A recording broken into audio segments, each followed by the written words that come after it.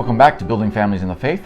I'm Brian Johnson. This is my lovely wife, Rebecca, and we're excited and happy to be here with you. I'm glad you're with us and hope you're enjoying these as well as learning from them and putting them into practice.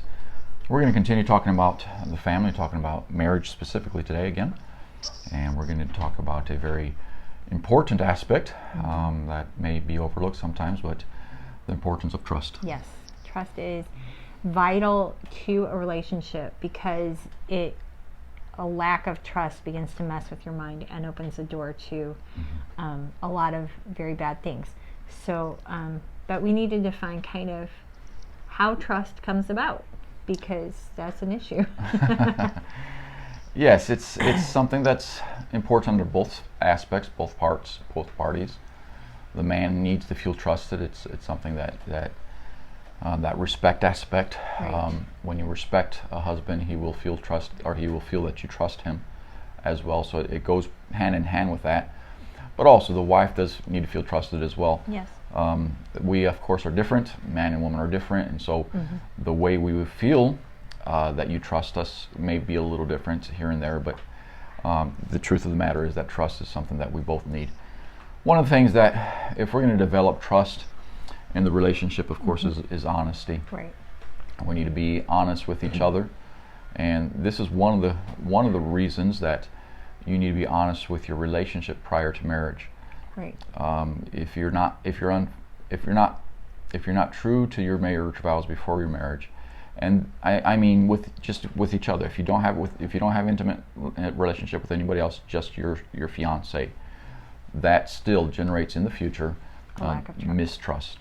Right, because there's always that thought in the back of your mind, well, you screwed around with me before we were married. Can I trust you not to have a relation with the beautiful woman at work? Especially, now we have the advantage of working from home, as it were, as missionaries, because we're always together, we do everything together. But the majority of the world, you go to separate locations for work, and there is always itching at the back of your mind. I saw my husband's coworker, I saw my wife's coworker. If you've chosen to work outside of your home, if you have misbehaved before marriage, there is always an itch in your mind. And when you have so trust or honesty in all aspects, of course, is not just your behavior. It's your talk, it's your lifestyle, the honesty of your livelihood, things you do, things you say. You need to be honest, open with each other. Yes. Not hiding half of the truths and just saying part of what's happening. But you need to be open with each other. You need to be able to communicate, and you need to be honest with each other in all aspects. It's more important that you're honest and found out issues, or be upfront.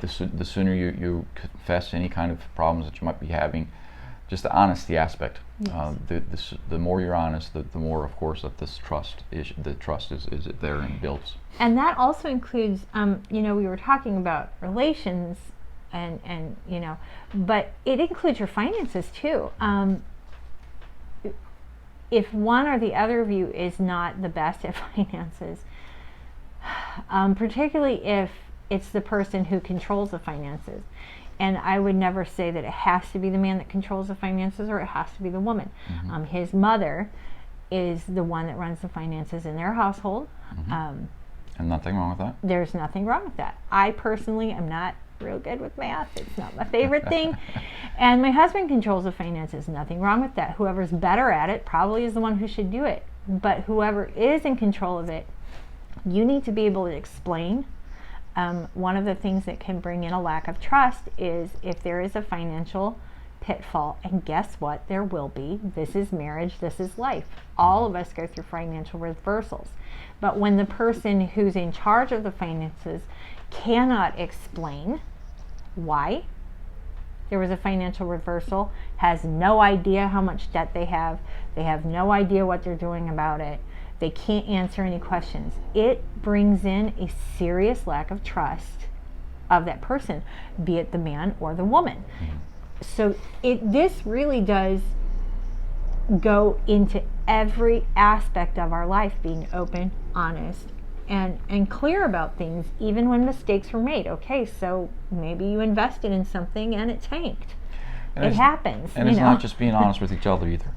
Your spouse sees your honesty or your lack of honesty with other people. If you're always lying over the phone, if you're always lying to other people, that will also generate mistrust amongst the couple. Right. So it's an honest lifestyle. You need to be an honest person with each other, yes, but you just need to be an honest person. And open with your spouse. Of course, you don't need to be as open with other people about certain things, obviously. But you do need to be open with your spouse and be able to communicate. And yes, when there are difficulties, when things do arise, you need to be able to honestly approach and whether it be, of course, the man likes that not stability, but likes that security, not security either. The man likes the peace in the home. Yes. And so sometimes the man will hold things back to prevent conflict. And that's not wise. It just brings more conflict. It'll end up, the conflict will... She will fight with you. You'll have conflict by bringing up the issues that are arising, but that needs to be dealt with. And the conflict that comes up in that first stage is a whole lot quicker to resolve and will not result into further conflicts with other things that will branch off of that first evaded conflict. Right. That makes sense.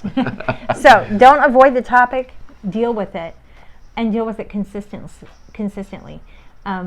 Consistency is another point of trust. If I consistently see that my husband is averting his eyes, we live in a very sensual country here in Brazil, and if I can see that consistently his eyes are not following these ridiculously clad Brazilians down the street, that gives me peace and I can trust him.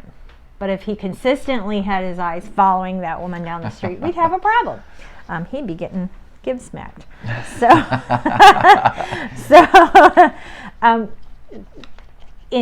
again, this is in every aspect of life. If you're consistent and open, it leads to a more trustful situation. Right. Consistency throughout life, the consistency in every aspect, again, not just the honesty portion, but every aspect. If you're consistent, that just generates a confidence and generates a trust in that person. If you have a good work ethic, if you have a consistent work ethic, if you have a consistent everything, it just shows the consistency, which shows the character, and that character generates trust in the mate. Yes. It is interesting to note, I know we have newlyweds or almost getting married weds. Trust is, you would think, oh, but we dated, it's cool. Well, actually it's not. Trust takes time. It does.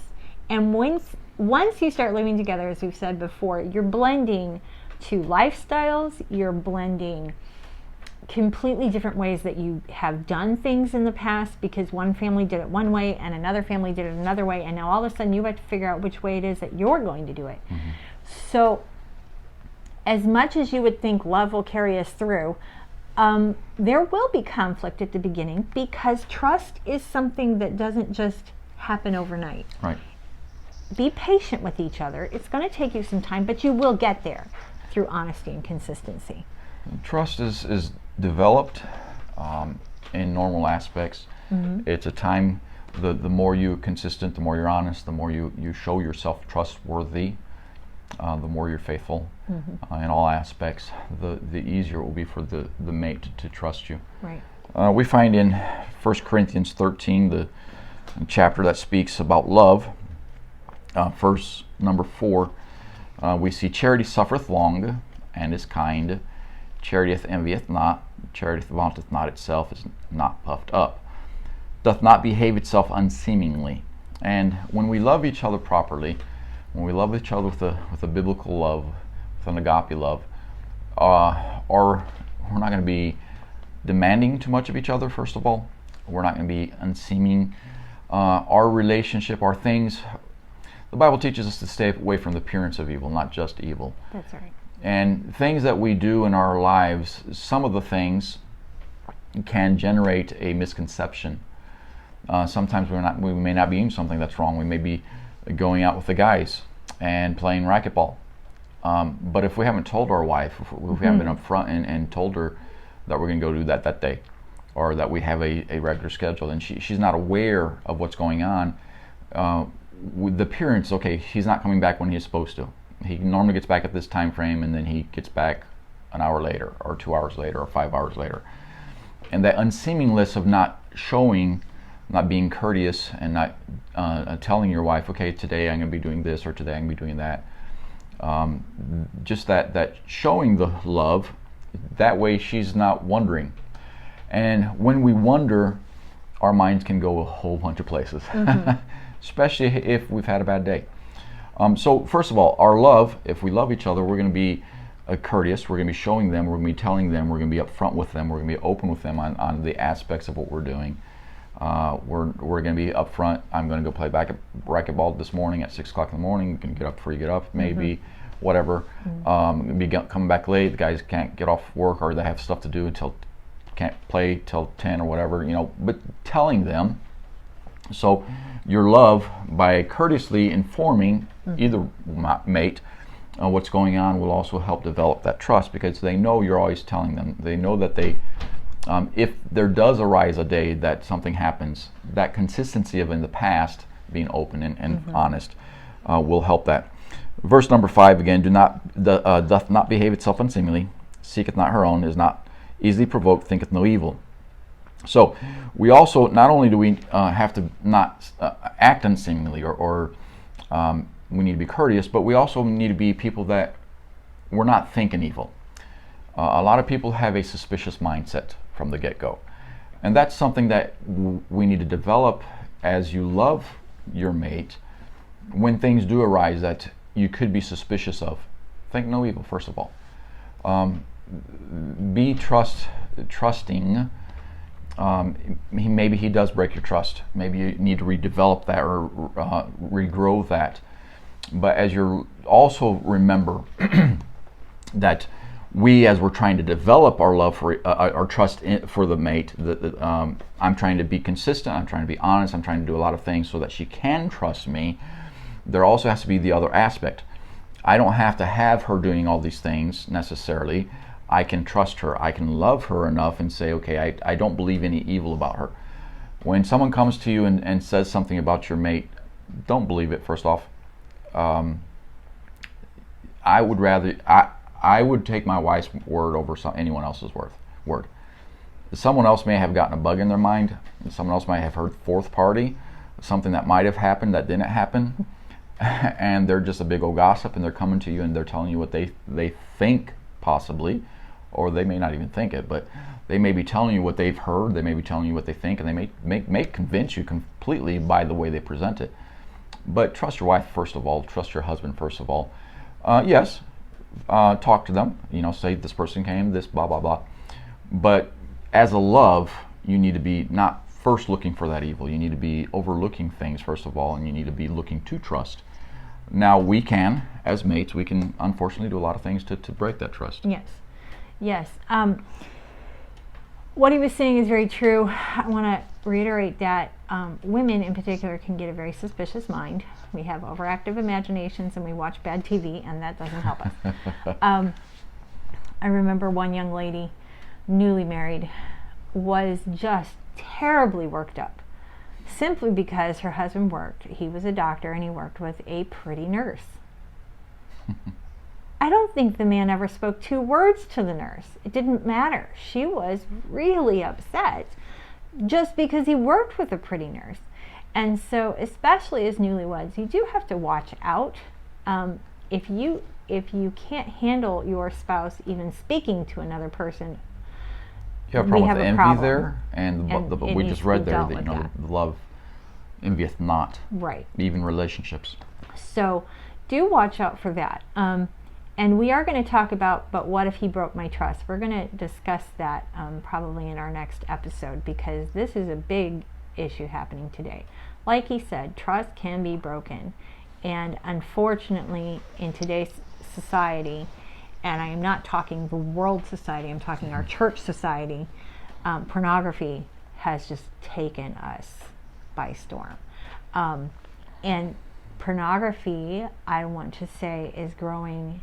It is a huge problem with men, huge.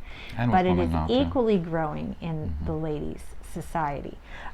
We have pornography on the rise, and part of it is our movies. We do not have control in our homes any longer in the Christian realm, what we're watching. Nobody bats an eye hardly anymore at watching an R-rated movie. Nobody checks out a movie before they see it. There are ways. We've never been a home where we banned television entirely, simply because we saw the result of people who did, and then when their children got into the world, they literally had no clue what to do with it. And we're going to talk about that in the future, but I do want to say this. There are ways to check your movies. IMDb, Internet Movie Database.com, is an excellent resource. It's a worldly resource, but it is excellent. It rates every single movie. You can go to the parental advisory. It will tell you exactly why it was rated the way it was rated, and tell you what nude scenes there are in it. And guess what? You need to start checking, because this thing of pornography is eating Christians alive. Men, women, it's destroying homes, it's destroying families, it's destroying marriages, and it definitely breaks our trust. And the other thing that can break trust is the appearance of, even if you're not. Right. Let me give you a scenario. You walk into a room, ladies, your husband is on his cell phone, and as soon as you walk in, he swipes it off. What is the first thought that came to your mind? I guarantee you didn't think he was buying me a diamond ring. You thought, what are you looking at? What did you just look at? And I've been there. Every woman has been there. In the society we live in today, it is a natural thing, and maybe men, you should pay attention to that. It's a natural thing for us to question when you close the computer because I walked up to give you a kiss, when you quickly shut down a page. My first thought isn't, oh, I wonder if he's planning something great for our anniversary. My first thought is going to be, as it is with every woman, what were you just looking at? And the men too, by the way. Women, it's not just the women that have those suspicious thoughts. The men can have those same thoughts. So women, you need to be careful about, swiping away. I know you're talking to your favorite friend that your husband doesn't want you to talk to, and you just swipe it away. And yeah, you're not necessarily doing anything that's going to destroy your marriage, although if he doesn't want you to be talking to that person, there's probably a good reason for it. Yeah. But that's another subject, that's another day, another topic. But we need to develop trust, as we're saying here, and we need to give trust. But, and we'll talk about this more because our time is running out today, but when trust is broken, you can still reclaim that trust. You can still refix, or you can fix that marriage. You don't have to go into divorce. You don't have to separate. You don't have to destroy what God has put together in your marriage, and you can rebuild that trust, even if there is an adultery, even if there is anything. It doesn't matter what happens in your life, and God is powerful, and God can help you through to fix the trust, to fix any issue that arises. And as we go through these, we'll try to help you with many of these things of how to fix those and how to go through them. But we need to be able to, as a couple, give each other trust and be a person who is trustworthy. And as we build trust, as we are trustworthy, of course, our relationship grows a whole lot sweeter, and it's easier to have a strong relationship when there is that trust factor there. When you do break it, we'll talk about it in the future, it's harder, of course, but you can reestablish that trust even if there has been infidelity and many other things, to have a strong marriage again. Thanks again for being with us in building families in the faith. Hope you've enjoyed our episodes. You can subscribe to our YouTube channel. You can just subscribe to our podcasts. And if there's any questions you'd like us to broach, any topics you'd like us to talk about, you can reach us at via the comments below, or you can also email us at buildingfamiliesinthefaith@gmail.com. Thanks again for your time. God bless.